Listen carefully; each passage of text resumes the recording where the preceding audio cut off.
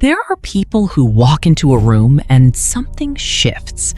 Nobody can explain it. Nobody announces it, but everyone feels it. And it has nothing to do with what they say. Here's what most people get completely wrong about respect. They think it's earned through words, through being louder, through having the best argument, through proving something.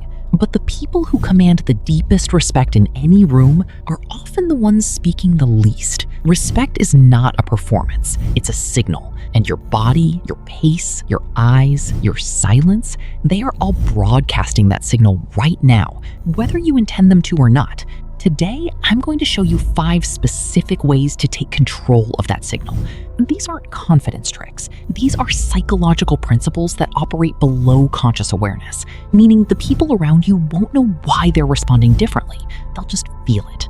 Let's get into it. Point 1. Your posture speaks before you do. Before a single word leaves your mouth, your body has already made a statement. And most people's bodies are saying the wrong thing. Collapsed shoulders, a downward gaze, taking up as little space as possible. These are all physical signals that read as low status to every human brain in the room, instantly and automatically. This isn't about being arrogant or performative. It's about alignment. When you stand with your shoulders back, your spine straight, and your head level, not rigid, just grounded, something changes in how people process you. Their brains categorize you differently. Research in social psychology consistently shows that physical posture affects not just how others perceive you, but how you perceive yourself.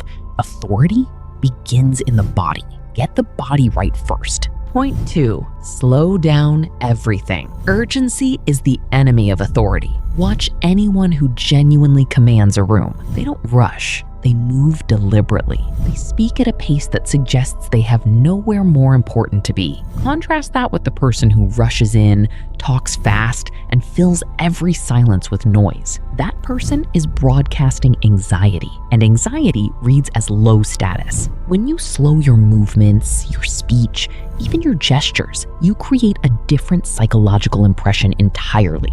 You appear in control, and the person who appears in control is the person others naturally orient toward. There's a deeper reason this works. In high-pressure environments, calm is rare. The person who maintains composure while everything around them accelerates becomes the natural anchor point for everyone else in the room. Slow is not passive. Slow is powerful. Point 3. Eye contact is a declaration. Most people dramatically underestimate how much information they communicate through eye contact, or the lack of it.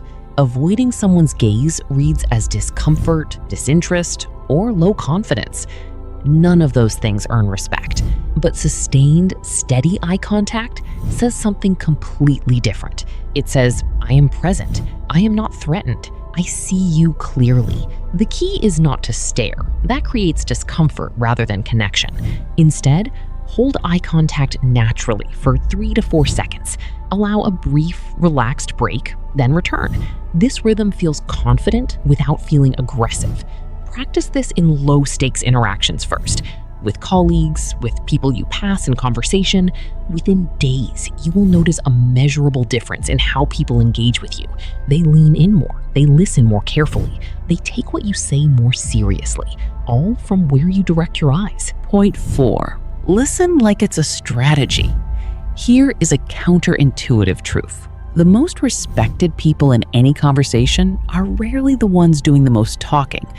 They're the ones doing the most listening. Not passive listening, active, locked-in listening that makes the other person feel completely understood. Most people listen to respond. They're building their next sentence while the other person is still mid-thought. Respected people listen to understand. They track not just the words, but the meaning behind the words. They ask precise follow-up questions. They reflect back what they heard before adding their own perspective. Why is this so powerful? Because feeling genuinely heard is one of the rarest experiences a person can have.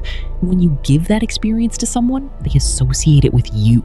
They seek you out. They value your opinion above others, and they tell people about you. Listening is not a soft skill. It is one of the most sophisticated influence tools available to you. Point 5.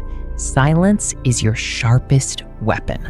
This is the one that most people never discover. In every group, in every conflict, in every high-stakes conversation, there is noise. Everyone is talking. Everyone has a take. Everyone is reacting. And in all of that noise, nobody is actually being heard. The person who stays quiet in those moments does something remarkable. They accumulate attention without spending a single word. People start watching them, wondering what they're thinking, anticipating what they'll say. And when they finally do speak, briefly, calmly, precisely, the room stops.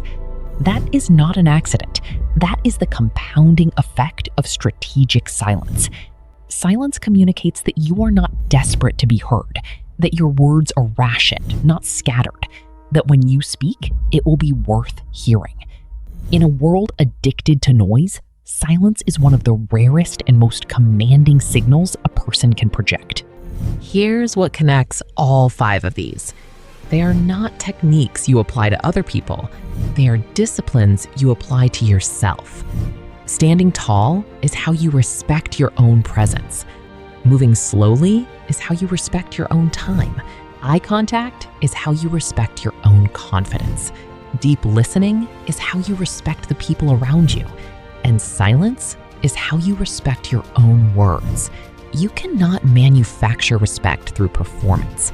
People sense the difference between someone who has internalized these principles and someone simply mimicking them. The goal is not to appear respected. The goal is to become someone who has genuinely earned it. And these 5 shifts are where that process begins. Let's make this actionable. Choose one of these 5 today. Just one, not all 5, one. Implement it consistently for the next 7 days and pay attention to how people respond. The shifts will be subtle at first, then they won't be. If this gave you something real, subscribe to Mind Authority. Every video on this channel is built around a single purpose, giving you the psychological clarity that most people spend their entire lives searching for. Hit the notification bell so you never miss what comes next, and drop a comment below. Which of these 5 are you starting with? I'll be reading every one. Master your mind, command the room. I'll see you in the next one.